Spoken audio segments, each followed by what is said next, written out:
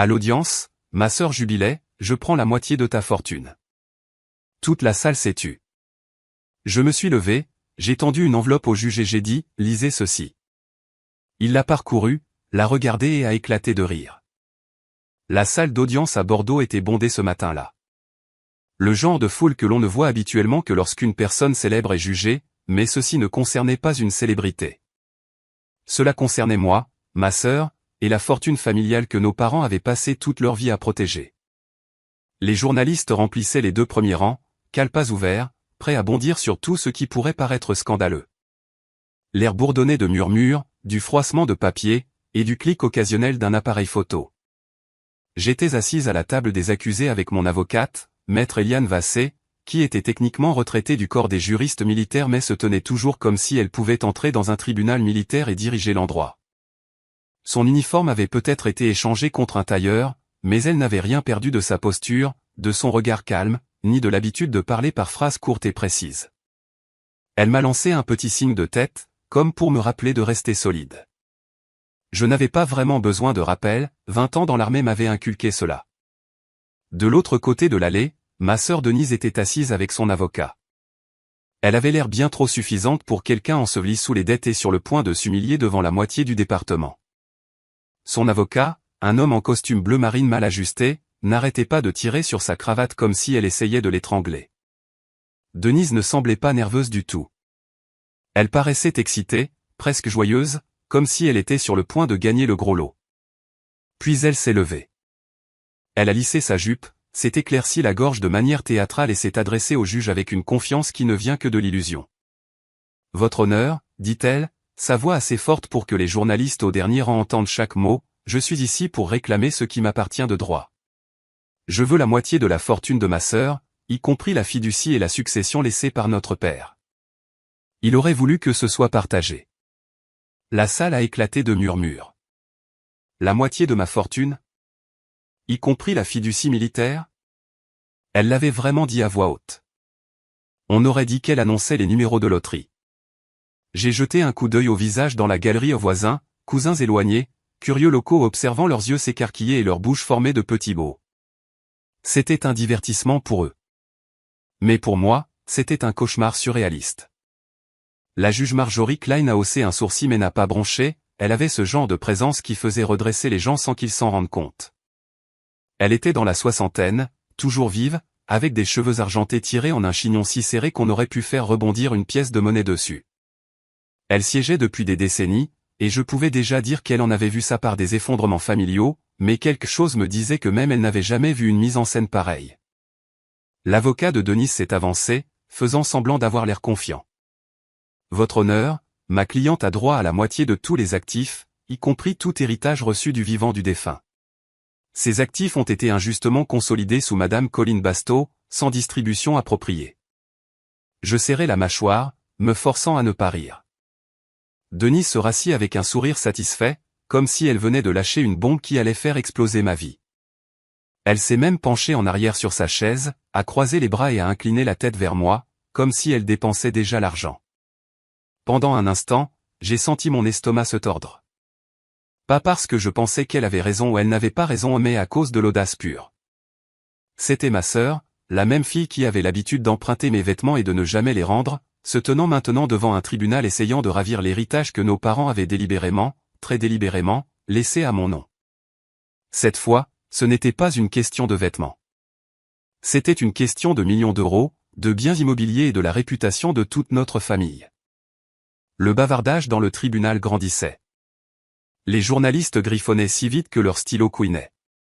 Une femme au deuxième rang a halté et a chuchoté à son mari. J'ai attrapé le mot million en roulant sur ses lèvres comme si elle venait de découvrir un trésor enfoui. Voilà comment cela paraissait à tout le monde. Potin juteux, grosse somme d'argent et dispute familiale. Eliane s'est penchée vers moi et a chuchoté, restez calme, laissez-la parler. Plus elle parle, mieux c'est pour nous.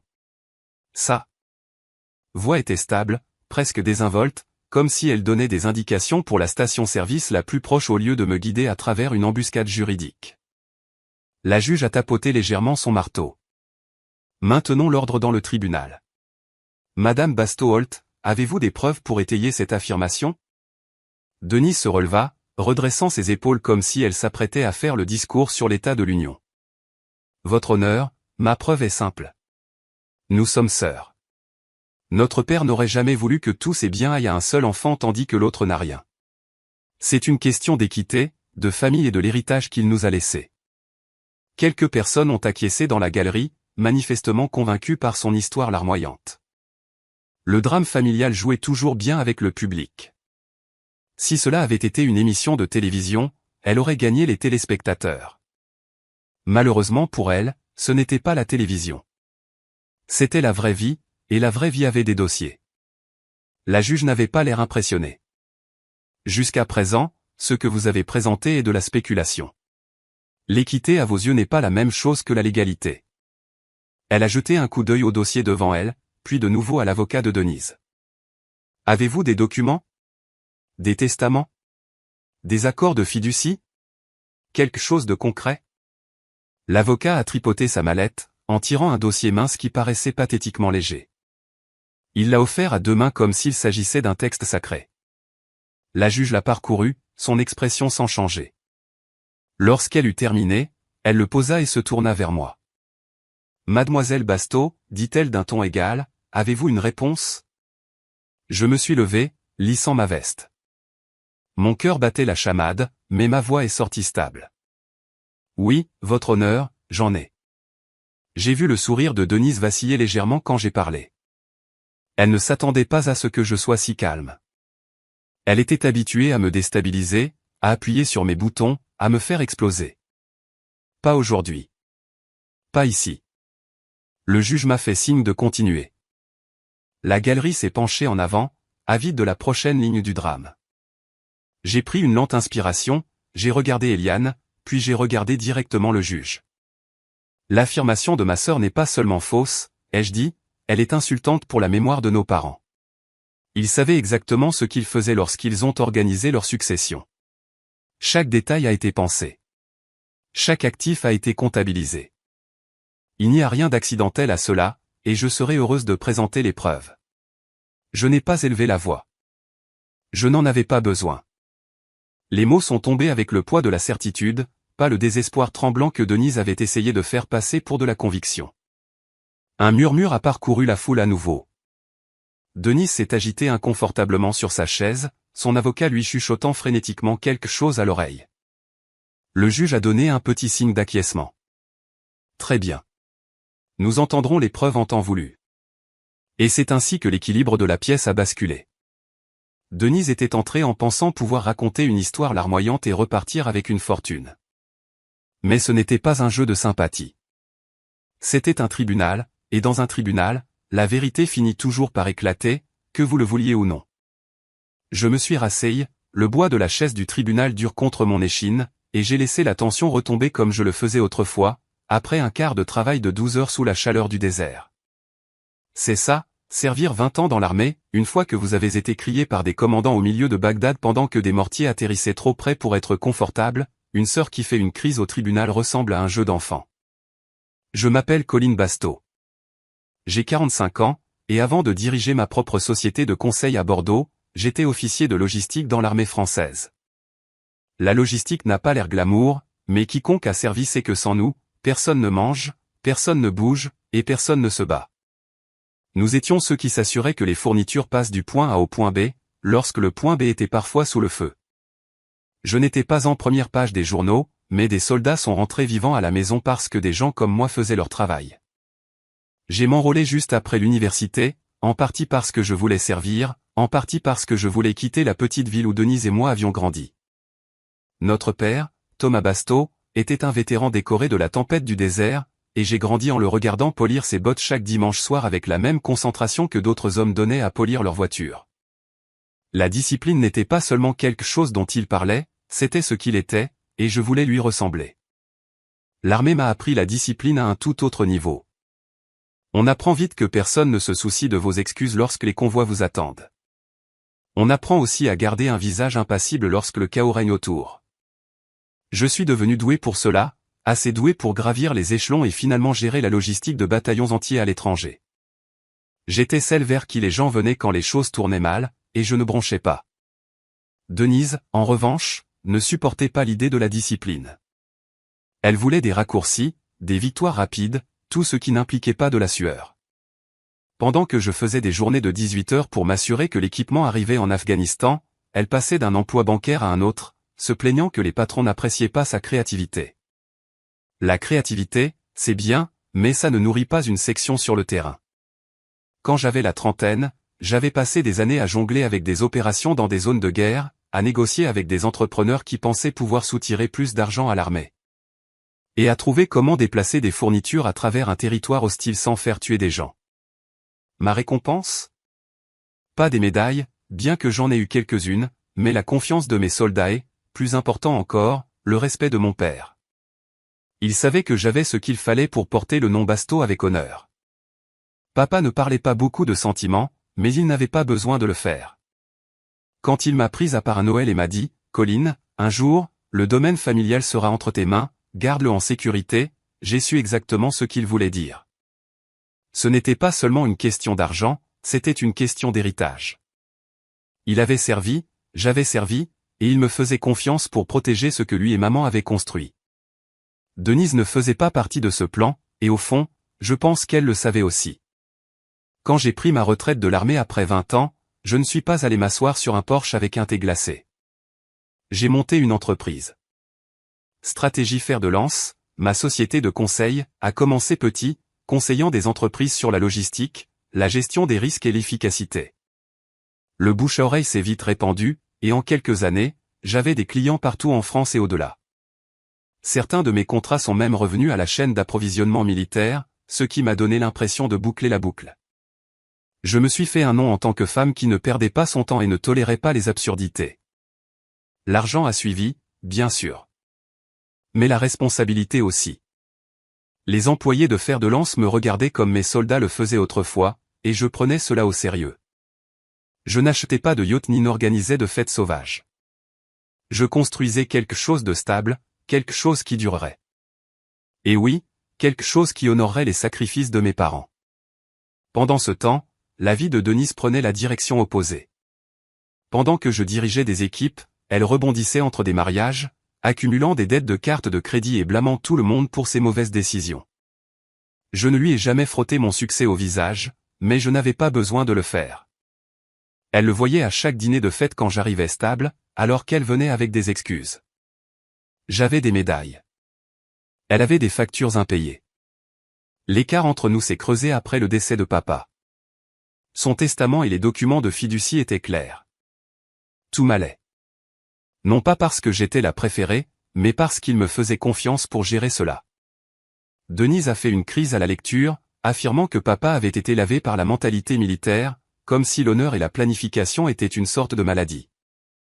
Mais elle n'a pas contesté à ce moment-là. Peut-être pensait-elle pouvoir m'épuiser plus tard. Maman l'a suivie quelques années après, et avec son décès, je suis devenue la seule gardienne de tout ce que notre famille avait laissé derrière elle. Propriété, économie, avantages militaires, tout cela était regroupé dans ce que nous appelions la fiducie militaire. La paperasse était infaillible, grâce à l'insistance de papa à impliquer le corps des juristes militaires dans la mise en place. Il ne voulait aucune place pour le doute, aucune échappatoire, aucun moyen pour quelqu'un comme Denise de s'introduire. J'ai pris cette responsabilité au sérieux. Je n'ai pas touché un centime de la fiducie pour moi-même. Je l'ai gardée séparée, gérée soigneusement, comme papa l'avait prévu. Mon propre argent venait de Fer de Lance. La fiducie était pour l'héritage familial. C'était la ligne, et je ne l'ai jamais franchie. Mais Denise n'a jamais vu les choses ainsi. Pour elle, la fiducie était un tas d'argent que je thésaurisais égoïstement.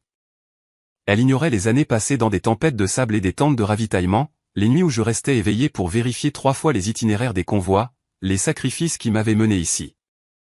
Elle voulait prétendre que nous étions égales dans cette histoire, que nous méritions toutes deux le même résultat, même si nous avions vécu des vies entièrement différentes. Alors, quand elle s'est levée dans ce tribunal et a exigé la moitié de ma fortune, c'était non seulement insultant, mais prévisible. C'était le schéma de Denise, échouer à quelque chose, chercher quelqu'un d'autre à blâmer, puis tendre la main vers tout ce qu'elle pensait pouvoir saisir.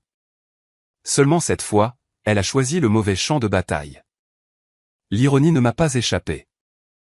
J'avais passé la moitié de ma vie à préparer des soldats pour un terrain hostile, et me voici, assise dans un tribunal, fixant ma propre sœur de l'autre côté des lignes ennemies.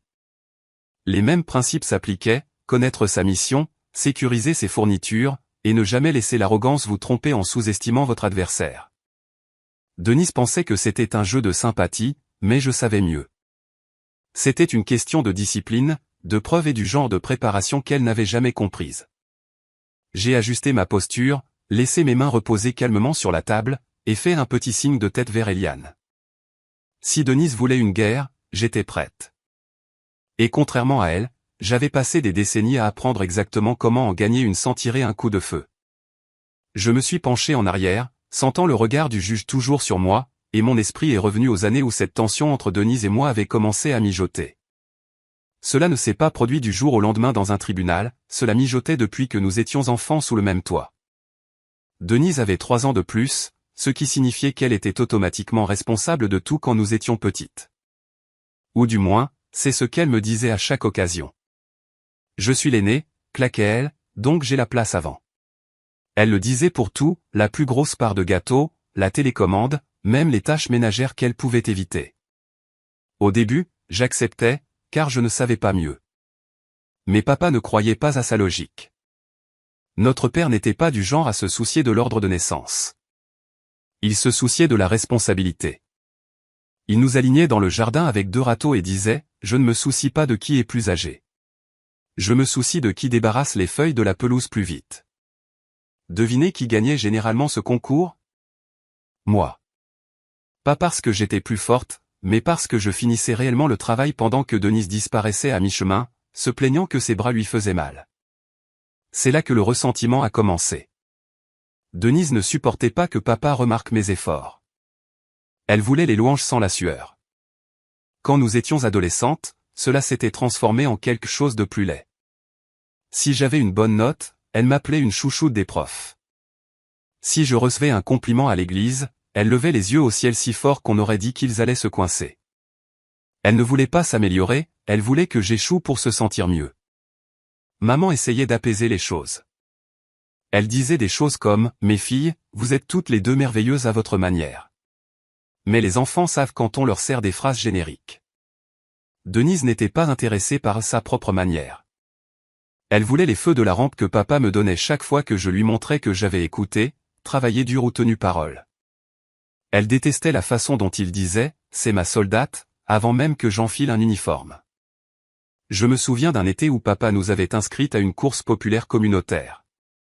C'était censé être juste quelques kilomètres, rien de sérieux. Je m'étais entraîné. Denise non. Le jour de la course, j'ai fini en force et papa m'a souri depuis les côtés. Denise avait abandonné à mi-chemin et avait passé le reste de l'après-midi à bouder, disant que ses chaussures n'étaient pas faites. Plus tard dans la nuit, je l'ai entendu dire à maman, il ne se soucie que de Colline.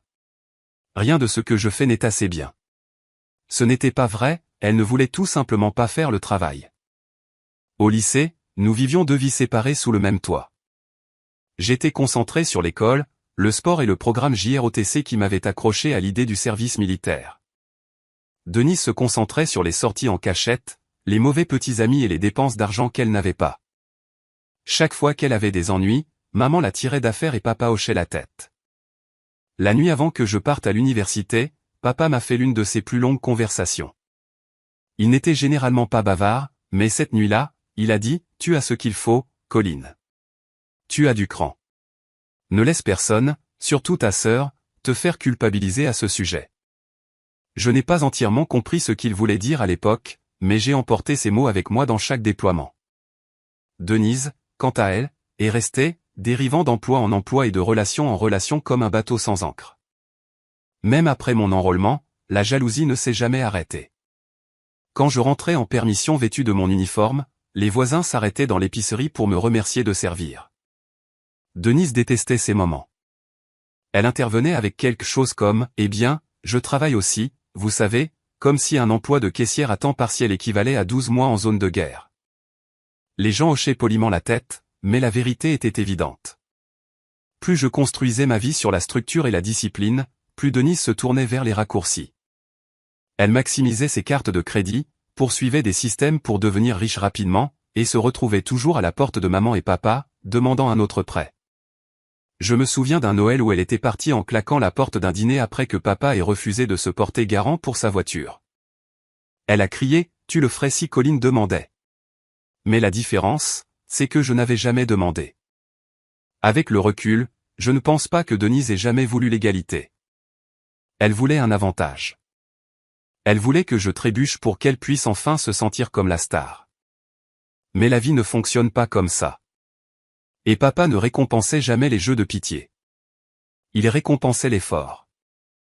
Ce ressentiment a vieilli avec nous comme du mauvais vin.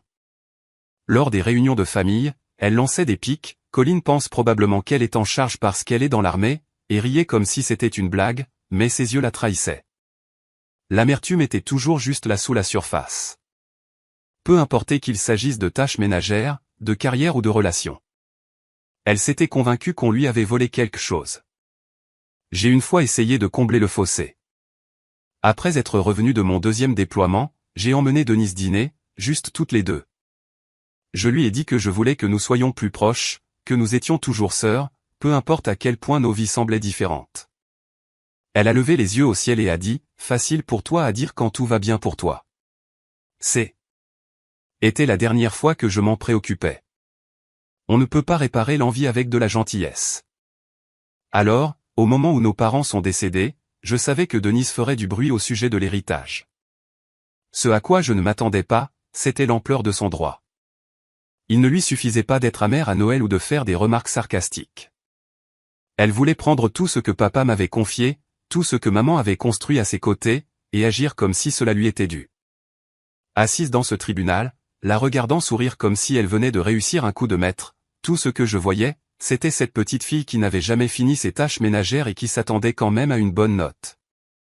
Seulement maintenant, les enjeux n'étaient plus une part de gâteau ou la place avant de la voiture. Maintenant, elle voulait la moitié d'une fortune qu'elle n'avait pas gagnée, et elle était prête à traîner le nom de notre famille dans la boue pour essayer de l'obtenir. Je n'avais pas de pitié pour elle. Plus maintenant. Elle avait eu des décennies pour trouver sa voie. Elle avait choisi l'amertume, les raccourcis et les mensonges. Ce n'était pas à moi de porter ce fardeau. Et aucune performance au tribunal n'allait réécrire les années de choix qu'il avait menées à cette chaise en face de moi. J'ai stabilisé ma respiration, de la même manière que je le faisais avant d'entrer dans une salle de briefing pleine d'officiers attendant mon plan. La discipline n'était pas seulement une partie de ma vie, c'était l'épine dorsale de tout ce que j'avais construit. Cette épine dorsale venait de l'armée, mais les fondations avaient été posées bien avant, par mon père. Papa avait été un soldat jusqu'au bout. Il avait servi dans la tempête du désert, était rentré avec des médailles dont il ne se vantait jamais, et se comportait comme un homme qui n'en avait pas besoin. Ce n'était pas un homme de parole, c'était un homme d'action. Il croyait au matin précoce, aux bottes polies et à une famille qui faisait sa part. Il n'était pas dur sans raison, il ne tolérait pas la paresse. Denise détestait cela chez lui. J'ai appris à le respecter. Quand j'ai rejoint l'armée, papa n'a pas pleuré ni fait de fête. Il m'a simplement serré la main et m'a dit, « Fais-moi fier. » C'était le même ton qu'il utilisait lorsqu'il me rappelait de faire le plein d'essence ou de tondre la pelouse, mais je savais que cela signifiait plus. C'était sa façon de dire que je portais désormais le drapeau de la famille. L'armée a transformé cette poignée de main en réalité. Mon travail était la logistique, ce qui ressemble à pousser des papiers jusqu'à ce que vous soyez celui qui est responsable de déplacer la nourriture et les munitions en territoire ennemi. Je ne tenais pas de fusil en première ligne, mais mon travail décidait si ces fusils avaient des balles et si les soldats avaient de l'eau. Chaque mission s'accompagnait d'une horloge qui tournait en arrière-plan, et si vous commettiez une erreur, les gens ne mangeaient pas, les véhicules ne roulaient pas, et parfois des vies étaient perdues. C'est une pression que la plupart des gens ne peuvent pas supporter. J'ai appris à prospérer sous cette pression. Papa suivait mes déploiements. Il ne disait pas grand-chose au téléphone, nos conversations étaient courtes, quelques minutes au maximum, mais il posait toujours la même question, « Tu prends soin de tes gens ?» C'était tout ce qui comptait pour lui, pas les médailles, pas les promotions, il voulait savoir si je m'assurais que les soldats sous mes ordres rentraient sains et saufs. Quand je disais oui, il grognait un bien discret, et c'était suffisant. Maman me soutenait à sa manière. Elle était plus douce que papa, mais elle comprenait le poids du service. Elle continuait d'envoyer des colis de soins, écrivait des lettres et me rappelait que la maison était toujours mon foyer, même lorsque j'étais à l'autre bout du monde. Son calme équilibrait l'acier de papa. Entre deux, je n'avais aucun doute sur mes origines. Denise, bien sûr, ne pouvait rien comprendre à tout cela. Elle qualifiait mes déploiements de guerres inutiles et disait à ses amis que j'étais lavé par la culture militaire. Cela venait de quelqu'un qui ne pouvait même pas garder un compte d'épargne équilibré. Elle se moquait de la discipline qui sauvait littéralement des vies. Je ne perdais pas mon temps à me disputer avec elle. L'armée m'a appris que certaines batailles ne valent pas la peine d'être menées. Ce que Denise n'a jamais réalisé, c'est à quel point papa valorisait le service au-delà de l'armée. Il voyait la vie comme un devoir. Si vous aviez un travail, vous le faisiez. Si vous faisiez une promesse, vous la teniez. C'est pourquoi, en ce qui concerne la planification de la succession, il a impliqué le corps des juristes militaires pour s'assurer que la fiducie militaire était infaillible. Il ne voulait ni querelle ni hypothèse. Il voulait de la clarté, et il me faisait confiance pour la gérer. La fiducie couvrait tout, des économies de retraite aux prestations de survivants. Elle était structurée de manière à ce qu'aucun avocat civil ne puisse la tordre. Le nom de papa avait du poids, mais il savait que la paperasse en avait plus à long terme. Chaque clause, chaque signature, chaque acte notarié était vérifié 2 fois. Il avait même des témoins de l'unité avec laquelle il avait servi. C'est ainsi qu'il prenait les choses au sérieux. Le jour où il me l'a expliqué, il n'a pas mâché ses mots. Il m'a assise à la table de la cuisine, a ouvert un dossier et m'a fait parcourir les documents. C'est à toi de gérer, dit-il simplement. Pas parce que je t'aime plus, mais parce que tu comprends la responsabilité. Denise, elle, ne comprend pas. Elle n'est pas prête et ne le sera jamais. Il ne l'a pas dit cruellement, juste comme un fait, de la même manière qu'il aurait annoncé la météo. Je me souviens avoir hoché la tête, me sentant à la fois honoré et chargé. Ce n'était pas une question d'argent. C'était une question d'être chargé de garder le nom et les biens de la famille comme il avait gardé ses soldats. Je lui ai promis de le faire, et je le pensais. Quand maman est décédée quelques années plus tard, elle a fait écho à ses paroles dans son testament. Elle avait écrit de sa propre main, « Colline, garde cette famille forte. Ne laisse pas Denise la déchirer. » Ce n'était pas une note sentimentale. C'était une directive. Maman avait observé les fissures dans notre famille pendant des décennies, et elle savait exactement où elles menaient si quelqu'un ne tenait pas la ligne.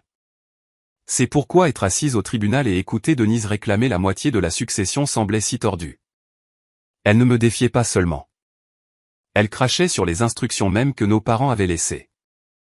Elle réécrivait l'histoire pour adapter son récit. Elle avait passé toute sa vie à éviter la responsabilité, et maintenant elle essayait de réclamer les récompenses de celle-ci. J'ai pensé à toutes ces années où j'étais loin de la maison, transpirant dans des endroits que la plupart des Français ne pouvaient même pas trouver sur une carte, mangeant des rations de combat pendant que Denise dépensait ses salaires en vacances qu'elle ne pouvait pas se permettre. J'ai pensé à la voix de papa me demandant si je prenais soin de mes gens. Et puis je l'ai regardée dans ce tribunal et j'ai réalisé qu'elle ne comprendrait jamais ce que ces mots signifiaient. L'ironie était presque drôle.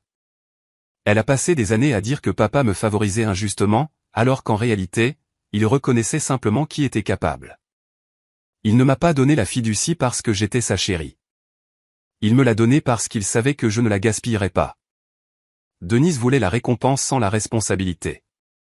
Et papa n'y a jamais cru. Moi non plus. Alors, nous voici. Une sœur qui avait été entraînée à planifier, protéger et préserver. Une autre qui s'était entraînée elle-même à se plaindre, à exiger et à prendre des raccourcis. L'héritage de papa n'était pas sujet à débat, pas plus que la fiducie. Aucun discours au tribunal ne pouvait effacer des décennies de choix. J'ai gardé les yeux fixés sur le juge, gardant ma posture droite, comme papa me l'avait appris.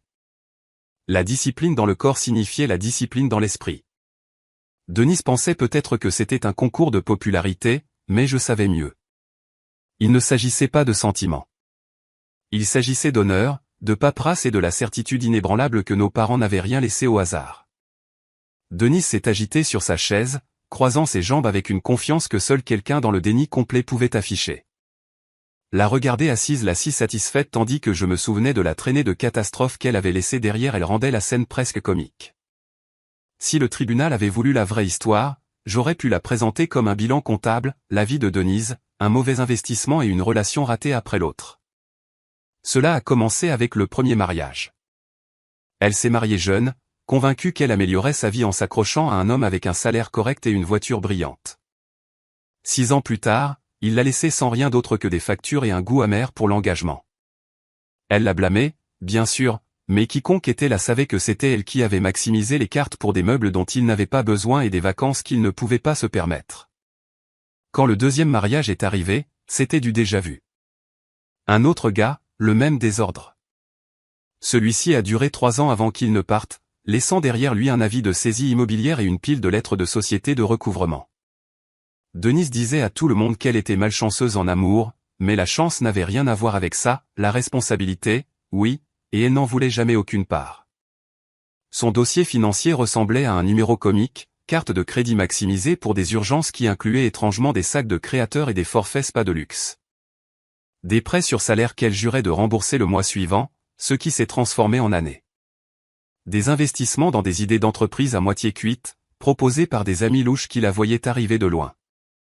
Elle a un jour mis 30 000 € dans un soi-disant café bien-être, géré par un homme qu'elle avait rencontré lors d'une retraite de yoga, l'endroit a fermé avant son inauguration. Quand elle a atteint la quarantaine, Denise était sous l'eau, pas seulement un peu en retard, mais complètement noyée.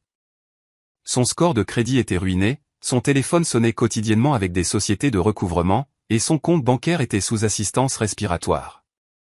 Le montant qu'elle devait osciller au-dessus de 100 000 €, et elle parvenait toujours à agir comme si elle n'était qu'à une bonne opportunité de tout redresser. Le stress commençait à se voir, même si elle le niait. Les soirées se transformaient en longues matinées à se plaindre de migraines et de patrons injustes. Les amis ont commencé à s'éloigner, fatigués des demandes de prêts qui n'étaient jamais remboursées.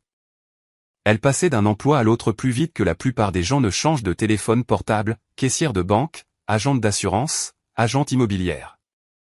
Chaque fois, elle jurait que c'était la carrière qui prouverait enfin qu'elle ne vivait pas dans mon ombre. Chaque fois, elle s'écrasait et pointait du doigt tout le monde. Sa crise a atteint son paroxysme l'année où elle a essayé le jeu comme solution. C'était son idée lumineuse, transformer la dette en richesse en jouant intelligemment dans les casinos. Elle m'a appelé une fois après un week-end à Las Vegas, s'extasiant sur le fait qu'elle avait gagné 3 000 € à une machine à sous. Le lundi, c'était parti. Le mois suivant, elle avait 10 000 € de dette de plus. C'était Denise en un mot, saisir une victoire, perdre plus gros, puis prétendre que ce n'était pas sa faute. Les relations n'ont pas tenu non plus. Après 2 mariages ratés, elle fréquentait des petits amis qui étaient soit des profiteurs, soit aussi imprudents qu'elle. L'un d'eux l'a convaincue de contracter un prêt personnel pour financer sa start-up. Spoiler, la start-up était un désastre, et il a filé. Elle n'a jamais revu ni lui ni l'argent. Aussi fort qu'elle essayait de projeter le succès, les fissures apparaissaient. Elle arrivait aux réunions de famille avec des tenues tapas à accent grave l'œil qu'elle ne pouvait pas se permettre, parlant de grands projets qui ne se matérialisaient jamais. Tout le monde à table savait que c'était de la fumée et des miroirs. Papa restait assis, silencieux, mâchant sa nourriture, tandis que maman essayait de changer de sujet. Denise ne supportait jamais le jugement silencieux dans la pièce, alors elle redoublait d'orgueil. Quand maman est morte et que le dernier filet de sécurité parentale a disparu, la vie de Denise a commencé à spiraler plus vite. Plus de prêts secrets de maman pour couvrir son loyer. Plus de sermons de papa qui se terminaient secrètement par lui glissant un chèque. Juste cette fois. Elle était seule, et la réalité la frappait comme un train de marchandises. Les factures s'accumulaient, les créanciers devenaient plus bruyants, et les avis de saisie immobilière étaient de plus en plus difficiles à ignorer. C'est là que les comparaisons avec moi sont devenues plus laides. À chaque tournant, elle s'assurait que les gens savaient à quel point il était injuste que j'aie une entreprise, une carrière et un dossier financier propre alors qu'elle avait des difficultés. Elle donnait l'impression que tout m'avait été donné sur un plateau d'argent, ignorant le fait que j'avais passé 2 décennies à transpirer dans l'armée avant même de diriger une entreprise. Pour elle, l'effort et la discipline ne comptaient pas. Seuls les résultats comptaient. Et si elle ne les avait pas, alors j'avais dû tricher. Au moment où elle s'est présentée au tribunal, Denise était désespérée. Elle n'était pas seulement amère, elle était acculée. La faillite menaçait, les créanciers rôdaient, et sa réputation était foutue. L'héritage était son ticket d'or, son unique chance d'effacer l'ardoise sans jamais assumer la responsabilité. C'était la motivation derrière chaque sourire suffisant, chaque déclaration audacieuse qu'elle lançait devant le juge. Elle pensait jouer intelligemment, en utilisant le système juridique pour finalement obtenir sa juste part. Ce qu'elle ne réalisait pas, c'est que l'équité n'était pas de son côté. La paperasse l'était. Et dans cette arène, elle était dépassée. Assise en face d'elle, je pouvais le voir clairement. Ce n'était pas seulement une question de cupidité, c'était une question de survie. Elle avait besoin de mon argent pour sortir du cratère qu'elle passait des décennies à creuser. Sans cela, elle faisait face à la ruine. Avec cela, elle pensait pouvoir réinitialiser sa vie, peut-être même récupérer un peu de dignité. Mais si Denise avait prouvé quelque chose au fil des ans, c'est que l'argent ne restait jamais longtemps entre ses mains. En regardant sa posture devant le juge, je me demandais si elle croyait à sa propre histoire. Pensait-elle vraiment que papa avait voulu qu'elle partage la fiducie après tout ça? Ou misait-elle sur un public de tribunal pour me faire céder? Quoi qu'il en soit, le désespoir derrière ses yeux la trahissait. Elle souriait peut-être, mais les fissures dans ce sourire étaient assez larges pour que quiconque prêtant attention puisse les voir. Le sourire de Denise s'élargit lorsque le juge demanda des preuves, comme si elle croyait vraiment avoir une main gagnante. C'était la spécialité de Denise, jouer la confiance juste avant que le château de cartes ne s'effondre. Cette fois, elle n'avait pas seulement joué avec des cartes de crédit ou de mauvais petits amis. Elle avait joué avec le système judiciaire, convaincue de pouvoir s'imposer pour obtenir la moitié d'une fortune. La décision de me poursuivre n'est pas sortie de nulle part. Elle préparait le terrain depuis des mois. Elle a commencé par chercher un avocat assez désespéré pour accepter son cas. La plupart des bons l'ont sèchement rejeté. Ils savaient qu'une fiducie certifiée par le corps des juristes militaires n'était pas quelque chose que l'on ouvre avec une histoire larmoyante. Mais Denise a finalement trouvé un homme, un avocat de second rang qui aimait le son d'une affaire d'héritage de plusieurs millions d'euros plus qu'il ne se souciait de la réalité. Il voyait des signes de dollars dans les heures facturables et pensait pouvoir me forcer à un règlement. Ensemble, ils ont intenté le procès et ont immédiatement divulgué l'histoire à la presse. Le titre du journal local était risible, vétéran décoré de l'armée accusé d'avoir coupé sa sœur de la fortune familiale. En le lisant, on aurait dit que j'avais laissé Denise mourir de faim dans la rue pendant que je me prélassais sur des tas d'argent. En réalité, c'était elle qui avait drainé toutes les ressources qu'elle avait touchées. Mais les faits ne vendent pas les journaux. Le drame, oui. La presse s'est régalée. Les journalistes ont adoré l'angle, trahison familiale, argent, honneur militaire en jeu. Ils ont appelé mon bureau, ma maison, même certains de mes anciens collègues. Quelques chaînes de télévision ont repris l'histoire pour le journal du soir, montrant de vieilles photos de moi en uniforme comme si j'étais un personnage de drame judiciaire. Mon téléphone n'a pas cessé de sonner pendant des jours. Ce n'était pas seulement les médias. La communauté militaire de Bordeaux en a également entendu parler. Soldats, vétérans, conjoints, des gens avec qui j'avais travaillé pendant des années ont commencé à poser des questions. Certains étaient polis, d'autres francs. « Colline, qu'est-ce qui se passe avec ta sœur ?» C'était embarrassant.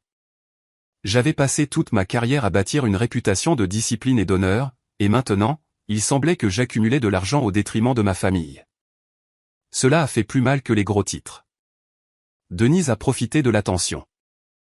Elle a donné des interviews, pleuré sur commande, et dit à quiconque voulait l'entendre qu'elle se battait simplement pour l'équité. Elle s'est présentée comme la victime maltraitée, la sœur oubliée qui se dressait contre la machine militaire froide et insensible. C'était une performance, et elle aimait chaque seconde. Pour quelqu'un qui sombrait dans les dettes, elle savait manier les poses pour les caméras comme une célébrité. Pendant ce temps, ma vie s'était transformée en cirque. Les clients de stratégie fer de lance ont commencé à demander si le procès allait me distraire de leur contrat. Quelques-uns ont laissé entendre qu'ils pourraient se retirer si l'affaire traînait.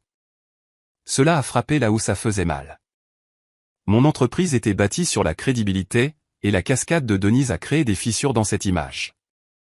Même si la poursuite n'avait aucun fondement, la perception comptait. Eliane, mon avocate, n'était pas ébranlée.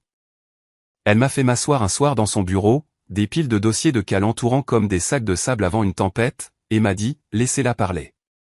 Le bruit n'est pas une preuve. Nous nous occuperons du reste. » Ce ton calme et direct me rappelait pourquoi je lui faisais confiance. Elle avait traversé des tribunaux militaires plus durs que ce cirque. Si Denise pensait avoir trouvé une faiblesse, elle allait avoir une rude surprise. Pourtant, le stress était réel. Des reporters campaient devant mon bureau. Je ne pouvais pas prendre un café sans que quelqu'un ne prenne une photo. Même les courses à l'épicerie se transformaient en rencontres gênantes avec des inconnus qui chuchotaient « N'est-ce pas la femme poursuivie par sa sœur ?» J'ai commencé à garer ma voiture à 2 pâtés de maison du travail juste pour éviter les caméras. Le pire était le coup porté à la mémoire de mes parents. Ils avaient travaillé toute leur vie pour bâtir la stabilité. Papa était allé à la guerre, maman avait maintenu la famille unie, et tous deux avaient pris des décisions prudentes concernant leur succession. Maintenant, Denise traînait leur nom dans les gros titres pour une manne financière. C'était non seulement égoïste, mais irrespectueux. Et cela me mettait en rogne. Eliane m'a préparé pour la stratégie au tribunal. Elle va jouer la victime, a-t-elle dit. Des larmes, des histoires sur l'enfance, peut-être même des accusations de favoritisme. Ne mords pas à l'hameçon, reste calme, et nous gagnerons sur le papier. C'était le plan, patience, discipline, preuve. Cela semblait familier, comme la moitié des missions que j'avais planifiées dans l'armée. Denise, en revanche, traitait l'affaire comme une télé-réalité. Elle se pavana dans les audiences préliminaires vêtue comme si elle auditionnait pour une émission sur des femmes au foyer ayant trop de temps libre. Elle souriait aux caméras, saluait les journalistes, et chuchotait assez fort pour que les gens entendent « Je veux juste ce qui est juste ». C'était un scénario, et elle jouait son rôle avec panache. La regarder jouer aurait pu être drôle si ce n'était pas ma vie qu'elle détruisait. Mais je savais une chose, plus elle devenait bruyante, plus durement elle tomberait quand la vérité éclaterait. Les semaines précédant le procès ressemblaient à une marche vers un déploiement. Le bruit des médias, la préparation sans fin, le poids de la réputation en jeu, tout cela me rappelait la préparation des opérations à l'étranger. La différence, c'est que cette fois, l'ennemi n'était pas un insurgé sans visage. C'était ma sœur, assise de l'autre côté de l'allée, armée de rien d'autre que son droit acquis et d'un avocat à la recherche d'heures facturables. Au moment où nous sommes entrés dans la salle d'audience pour l'audience complète, Denise avait l'air d'avoir déjà gagné. Elle avait les cheveux parfaitement coiffés, son avocat portait une mallette trop pleine, et elle a fait un petit signe aux journalistes comme si c'était son couronnement. Elle ne se battait pas seulement pour de l'argent, elle se délectait des projecteurs qu'elle pensait mériter toute sa vie. J'ai gardé mes épaules carrées pendant que Denise absorbait les flashs des caméras, mais une fois dans le bureau d'Eliane, j'ai finalement laissé sortir ma frustration. Je me suis laissé tomber sur une chaise et j'ai marmonné, elle traite ça comme sa grande chance à la télévision de l'après-midi. Eliane n'a même pas levé les yeux du dossier devant elle. Elle a juste dit, bien, laissez-la. Les juges ne se soucient pas du spectacle. Ils se soucient des preuves. C'était la différence entre le côté de Denise et le nôtre. Elle avait du bruit. Nous avions de la paperasse. Et Eliane était implacable pour s'assurer qu'aucune page n'était vulnérable à une attaque. Son bureau ressemblait à une salle de guerre. Dossiers étiquetés par date, classeurs triés par catégorie, post-it codés par couleur comme une carte de bataille. Si elle avait porté un uniforme au lieu d'un blazer, on aurait pu la prendre pour un commandant se préparant pour un déploiement. Nous avons commencé par la fiducie militaire. Eliane a parcouru chaque section avec son ongle pointu, tapotant les clauses clés comme un sergent instructeur pointant une carte. Votre père n'a pas seulement bien mis cela en place, Colline. Il l'a rendu blindé. Non seulement la fiducie spécifie un bénéficiaire unique, mais il l'a également fait examiner par des officiers du JAG alors qu'il était encore en service. Ce n'est pas seulement notarié, c'est fortifié. Elle n'exagérait pas. Papa avait insisté pour toutes les couches de légitimité possibles, examen juridique militaire, témoins civils indépendants, signatures appropriées, même la notarisation dans plusieurs États à cause de ses déploiements. C'était le genre de minutie auquel seul un soldat penserait, et maintenant c'était le mur contre lequel Denise se heurtait. Mais Eliane ne s'est pas arrêtée là.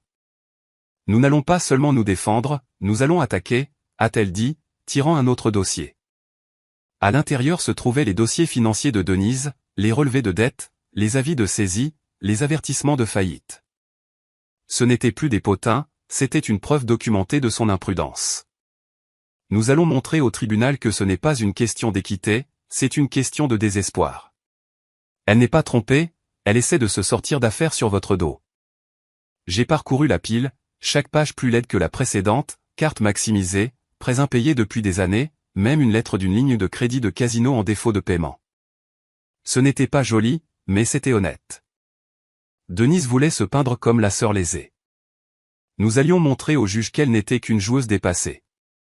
Eliane a également recueilli des témoignages.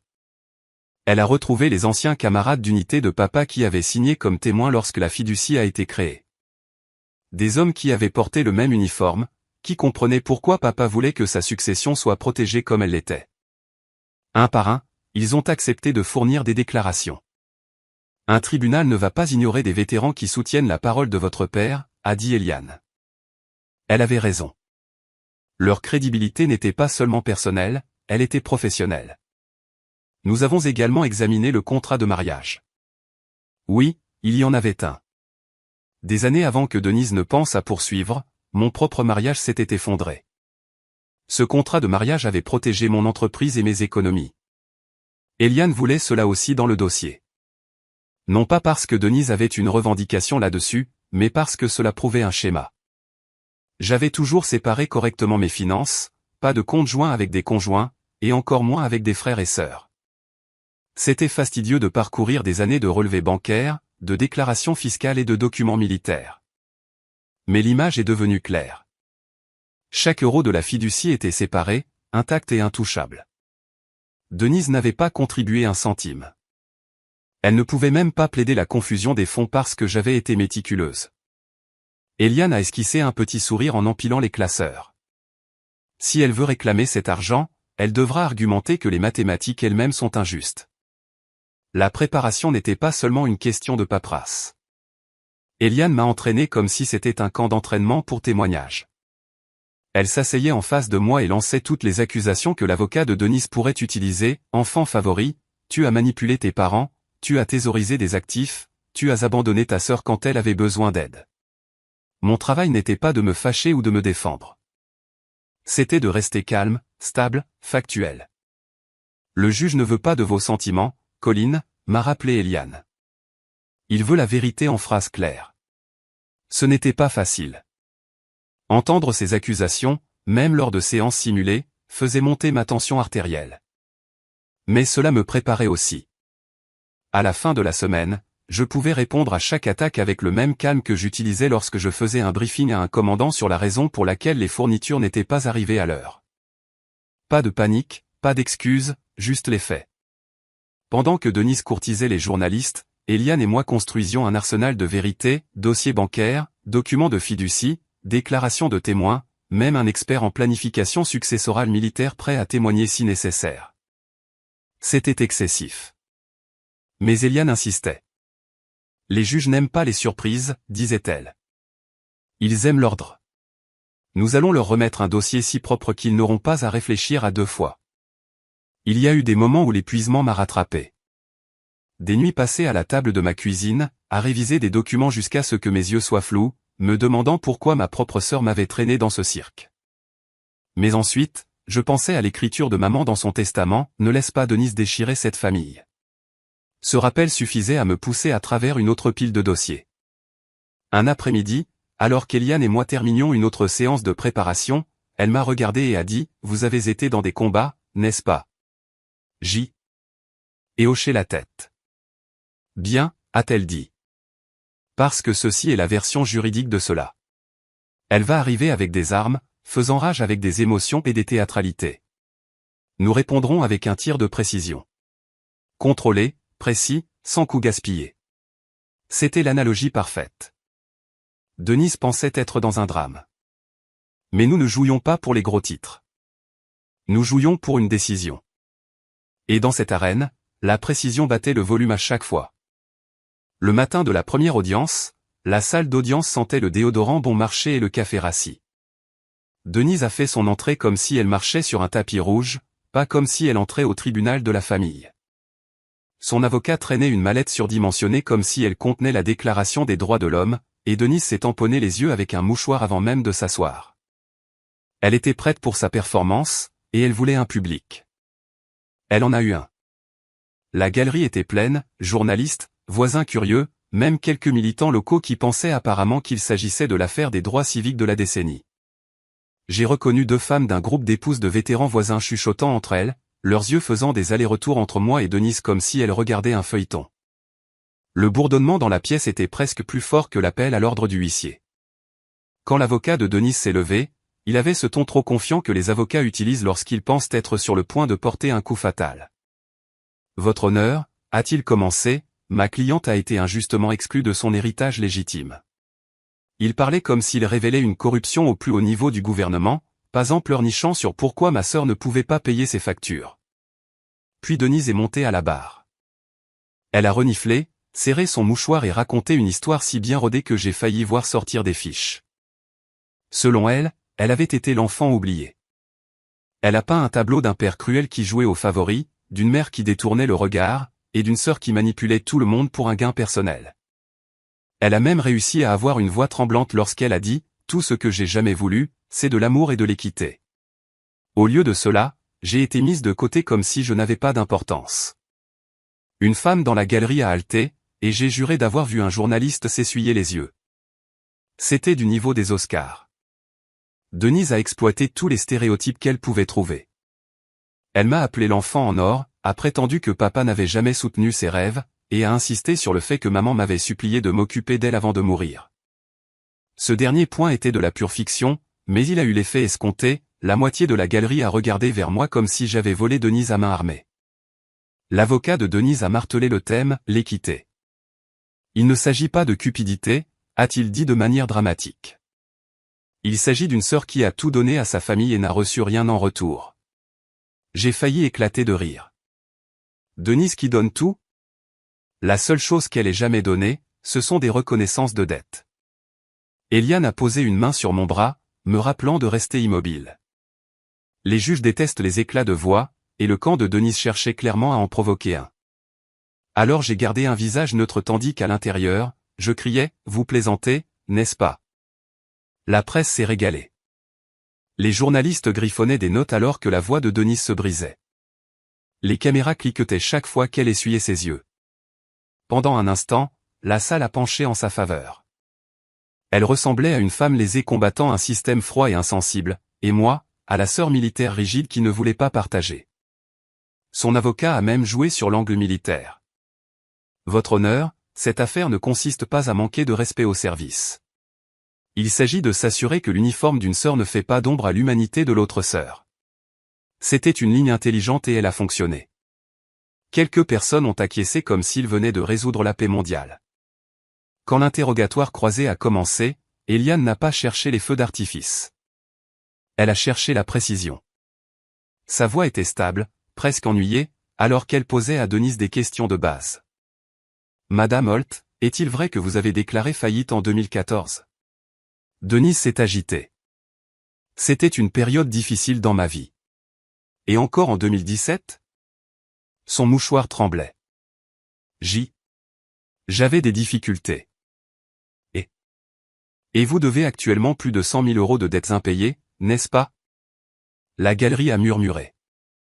Denise a essayé de transformer cela en victimisation. J'ai toujours essayé de joindre les deux bouts, mais les chiffres parlaient plus fort que ses larmes. Eliane est restée calme. Pas de théâtralité, juste fait après fait. Chaque question révélait une autre couche du jeu de Denise. Pourtant, Denise a redoublé d'efforts. Elle a pleuré plus fort, affirmant que ses problèmes financiers étaient la preuve qu'elle avait besoin de l'héritage, pas une preuve d'imprudence. Elle a même dit, n'est-ce pas à cela que sert une famille? À céder quand les temps sont durs. Elle s'est tournée vers le juge comme si elle faisait appel à la sympathie d'une mère, et non à une autorité légale. Pendant un moment, je me suis demandé si l'acte pourrait réellement fonctionner. Les juges sont humains. Ils voient les larmes, ils entendent les histoires larmoyantes. Et parfois, la logique passe au second plan. Mais alors, la juge Klein a ajusté ses lunettes et a dit sèchement, « Madame Holt, ce tribunal n'est pas un lieu pour le sentiment, c'est un lieu pour les faits. » Le visage de Denise s'est tendu. La performance s'est fissurée juste un peu, mais elle s'est vite remise, rejetant ses cheveux et serrant son mouchoir jusqu'à ce qu'il se déchire presque. Elle n'allait pas arrêter le spectacle juste parce que le juge ne tapait pas des mains. À l'extérieur du tribunal, les journalistes ont encerclé. Denise leur a donné une citation sur la lutte pour la justice. Eliane et moi sommes passés sans un mot, mais je pouvais entendre les murmures. Avez-vous entendu à quel point son histoire était triste? Pauvre femme. Sa sœur l'a vraiment exclue. Cela n'avait pas d'importance que les documents racontent l'histoire inverse, les gens aiment la tragédie plus que la vérité. Ce premier jour a préparé le terrain. Denise s'était fait passer pour une martyre, et la presse était heureuse de le diffuser. Mais à l'intérieur du tribunal, l'interrogatoire croisé stable d'Eliane avait planté des graines de doute. Le juge avait vu à travers le drame, même si la foule ne l'avait pas fait. Je suis rentré chez moi cette nuit-là épuisé, mais pas ébranlé. Denise avait son public. J'avais mes preuves.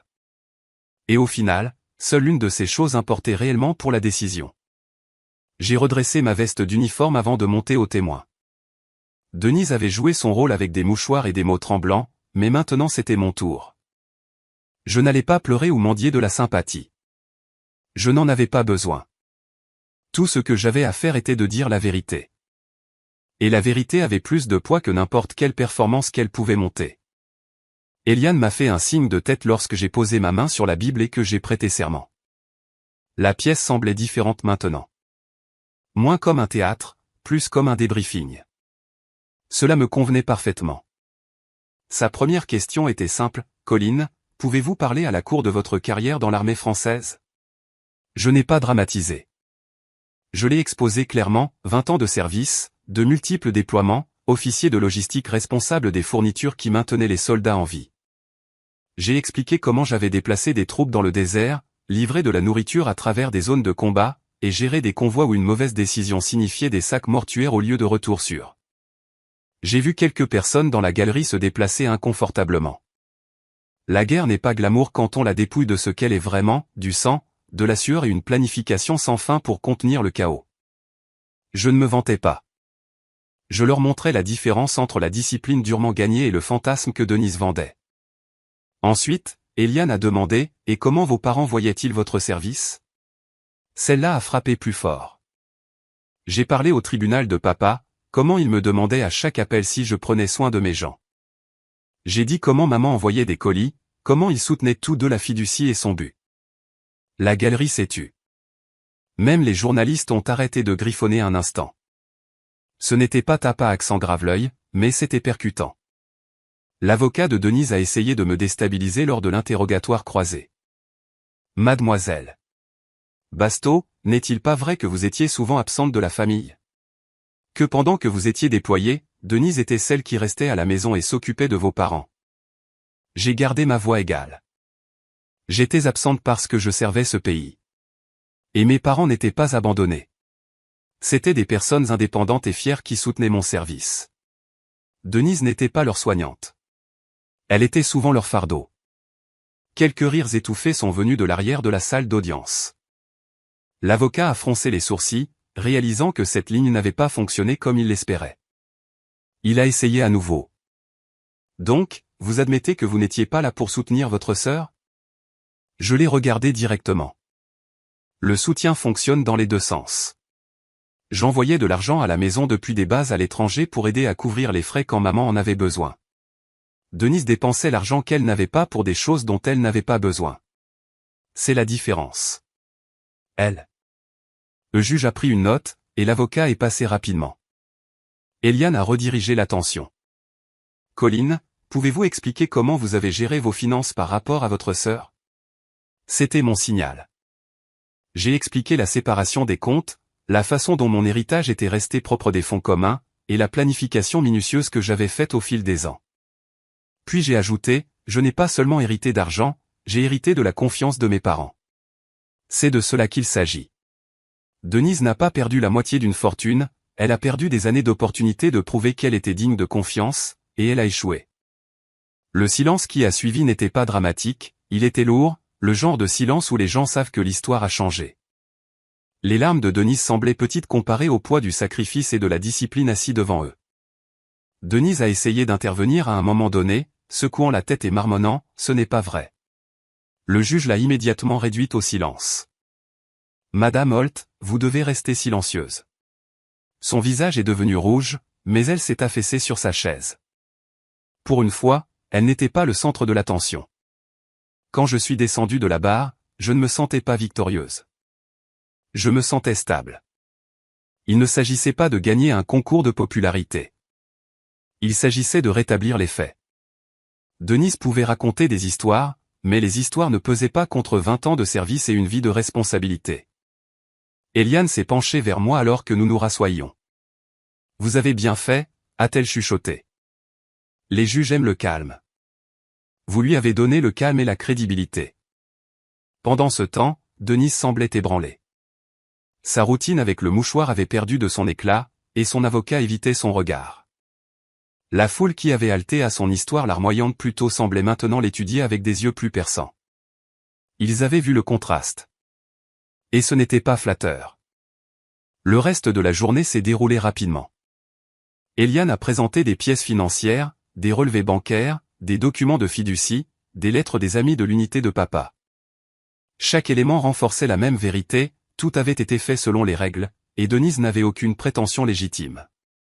La juge a parcouru les pages avec ce regard que les juges chevronnés ont lorsqu'ils savent déjà où cela va, mais laissent toujours les avocats faire les choses par habitude. Vers la fin de l'après-midi, l'énergie de la salle d'audience avait complètement changé. Les murmures n'étaient plus de la sympathie, mais de la curiosité de savoir comment Denise pensait pouvoir s'en tirer. Sa performance, autrefois captivante, semblait maintenant désespérée. Mon témoignage avait tourné les projecteurs, et il n'y avait aucun doute sur la différence entre le service et l'auto-apitoiement. Quand le tribunal s'est ajourné pour la journée, les journalistes se sont à nouveau précipités. Cette fois, cependant, ils n'ont pas seulement couru après Denise. Ils se sont tournés vers moi. « Colline, comment répondez-vous aux affirmations de votre sœur ?»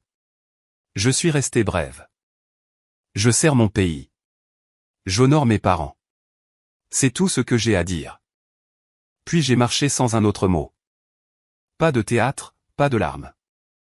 Juste de la discipline. Et à en juger par le silence derrière moi, cela parlait plus fort que tout le numéro de Denise. J'ai gardé les mains croisées sur la table, stable, pendant que Denise tripotait un autre mouchoir. Le bourdonnement du tribunal avait changé après mon témoignage, mais Eliane n'avait pas fini. Elle a tapoté la épaisse enveloppe manie assise entre nous, son doigt léger mais délibéré. Je savais exactement ce qu'elle contenait. Ce n'était pas juste du papier, c'était le clou dans le cercueil de Denise. Quand la juge Klein a demandé si nous avions des preuves supplémentaires, Eliane s'est levée sans effort. « Oui, votre honneur, ma cliente a un document que le tribunal doit examiner avant de continuer plus avant. » Elle m'a fait signe de la porter. Je me suis levé, et fait glisser l'enveloppe de la table et les porter au banc. Le léger bruit de mes bottes sur le sol ciré était le seul son dans la pièce. Je l'ai remise au huissier, qui l'a transmise au juge. Denise a tendu le cou comme un enfant essayant de jeter un coup d'œil à un cadeau de Noël. Le juge a ajusté ses lunettes et a brisé le sceau. Le bruit du papier qui se déchire a résonné plus fort que les reniflements de Denise. Elle a ouvert le dossier. Ses yeux ont balayé la première page. Pour la première fois de la journée, j'ai vu le sourire suffisant de Denise vaciller.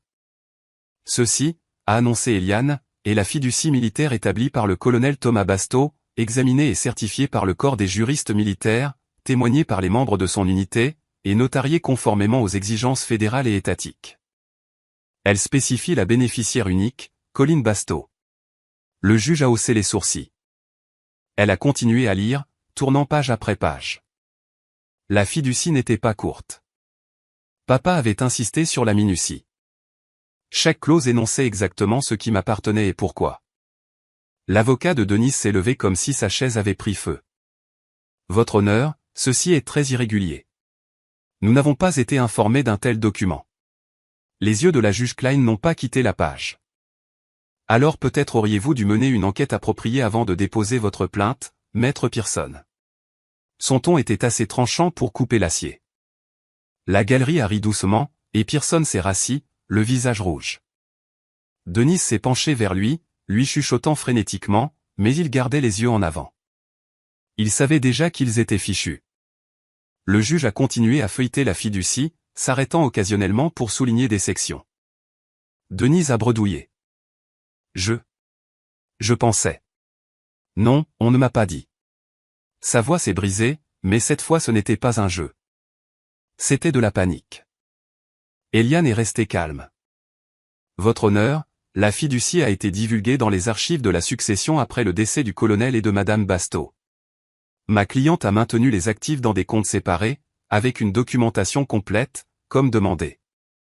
Elle a remis un dossier plus petit avec des relevés bancaires, des relevés de comptes et des affidavits notariés. La juge Klein a comparé les papiers. Son expression n'a pas changé, mais le poids dans la pièce a basculé. Les reporters griffonnaient comme si leur stylo allait prendre feu. La galerie s'est penchée en avant. Tout le monde savait qu'il assistait au moment où l'affaire de Denise implosait. Denise a tenté un dernier acte. Elle s'est levée brusquement. Ce n'est pas juste. Papa ne m'a jamais aimé de la même manière, et Colline l'a manipulé pour faire ça. Elle l'a lavé du cerveau. Le marteau du juge a claqué sur le banc. Madame Holt, asseyez-vous immédiatement. Vous êtes en tort. Elle s'est figée, puis est retombée sur sa chaise, marmonnant à voix basse. Son avocat a enfoui son visage dans ses notes. Eliane s'est levée à nouveau, sa voix fraîche.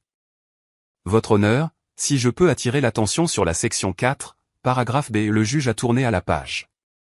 Eliane a continué, tout héritage, pension militaire ou prestation de survivant désigné dans cette fiducie doit rester la propriété exclusive de Colline Basto.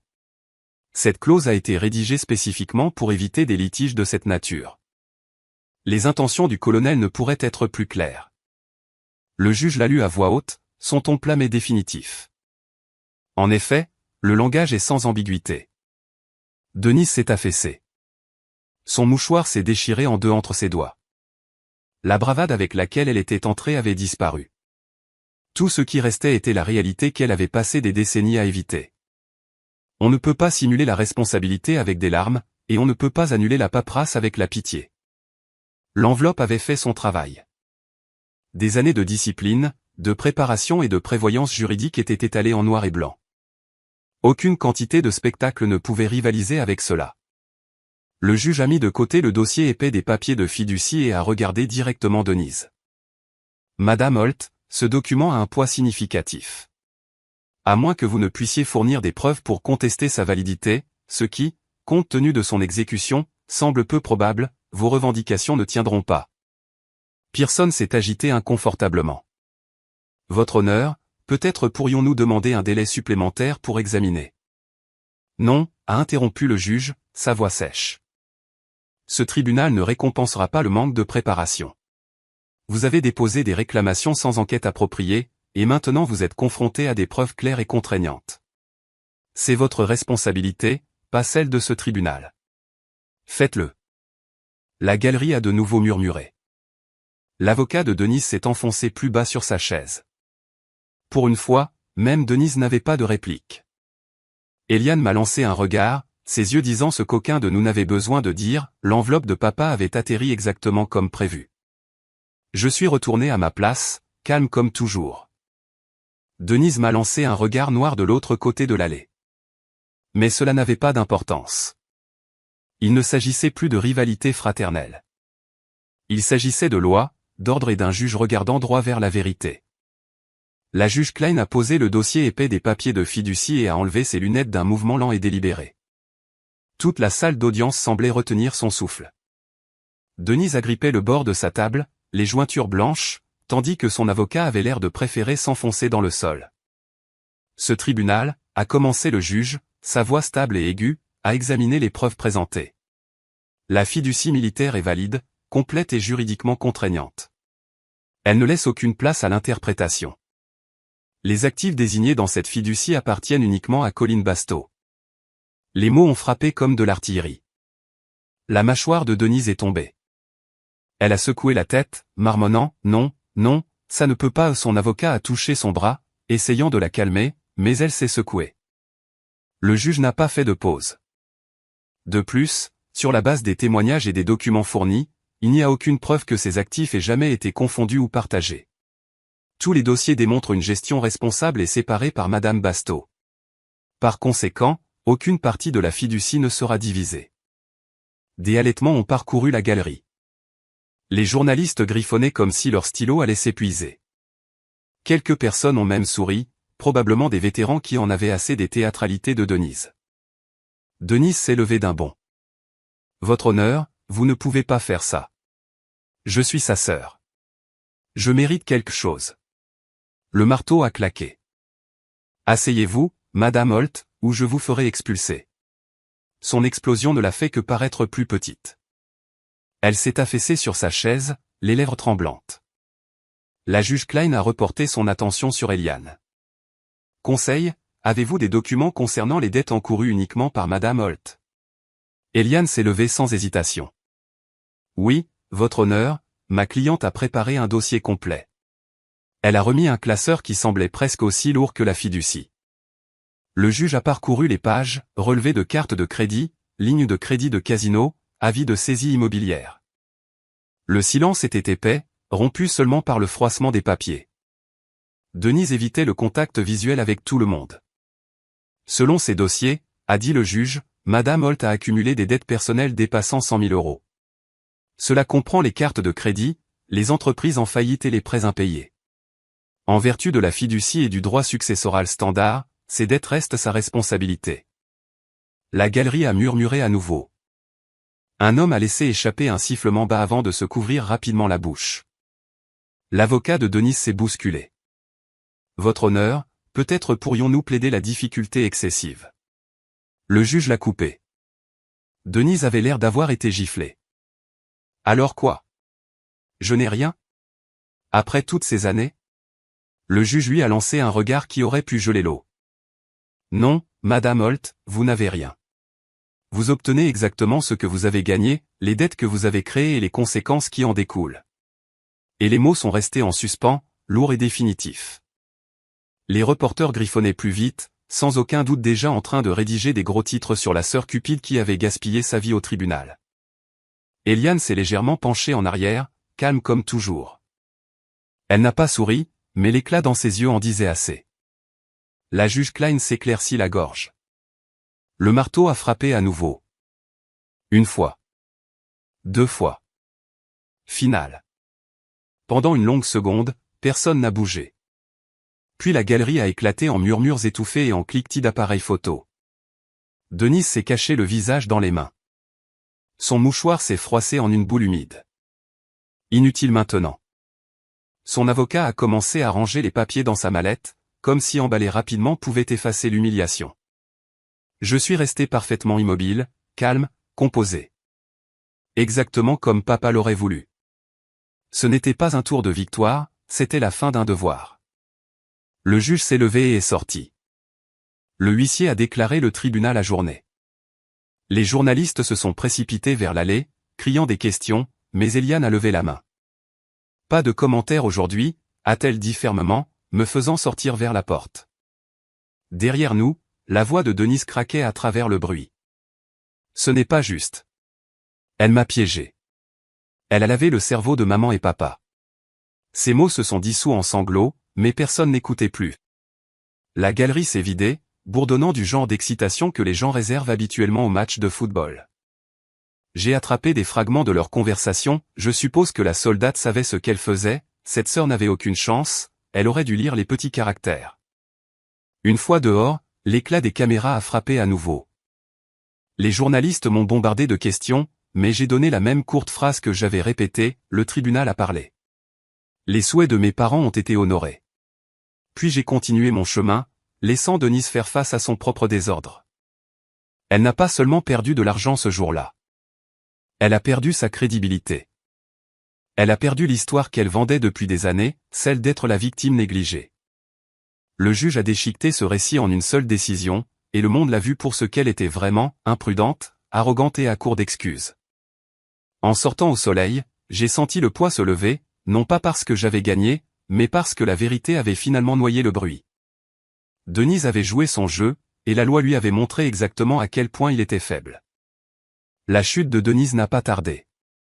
Moins de 6 mois après la décision, les dettes l'ont englouti. Les créanciers sont arrivés en premier, puis la banque. L'avis de saisie de son appartement a été exécuté, et la voiture qu'elle faisait étalage en ville a été remorquée au milieu d'un parking d'épicerie. Je ne l'ai pas appris d'elle, je l'ai appris d'une connaissance mutuelle qui a appelé pour dire « Colline, je viens de voir ta sœur crier sur un dépanneur ».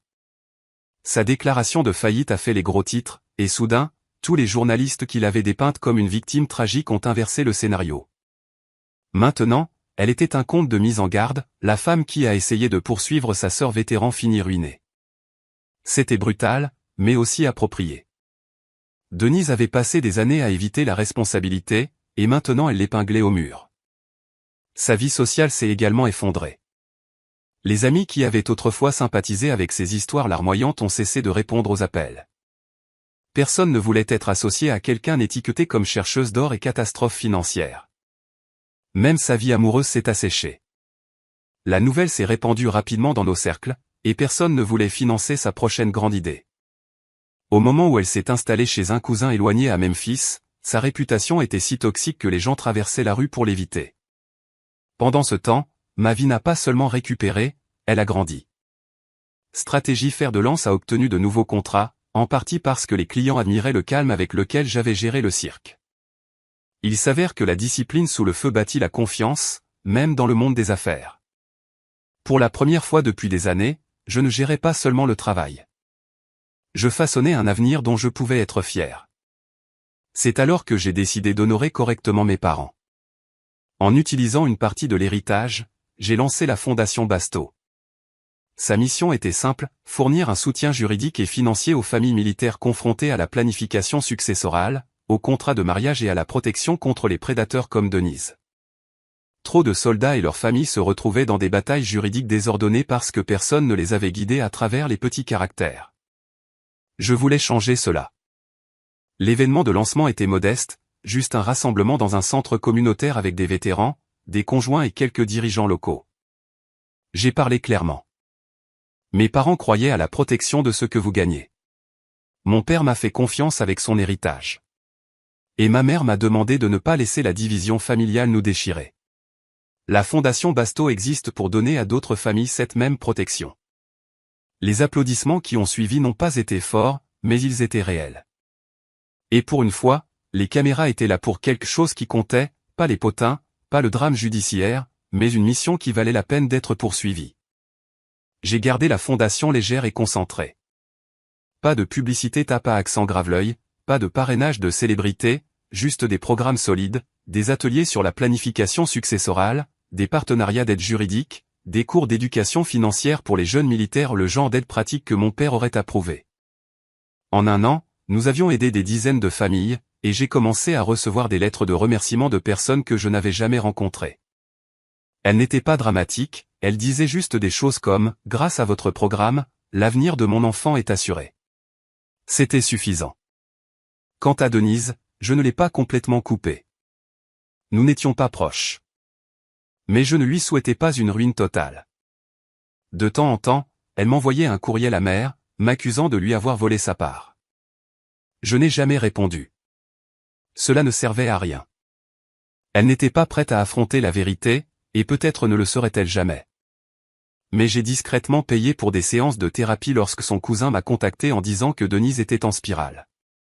Pas pour elle, mais pour maman. Maman n'aurait pas voulu que je sois cruel. Cependant, je ne me suis jamais excusé pour ce qui s'est passé au tribunal. Il n'y avait rien à excuser. Denise avait essayé de prendre ce qui n'était pas à elle. Et on l'avait arrêtée. La responsabilité lui incombait uniquement. J'ai juste maintenu la ligne que papa et maman avaient tracée.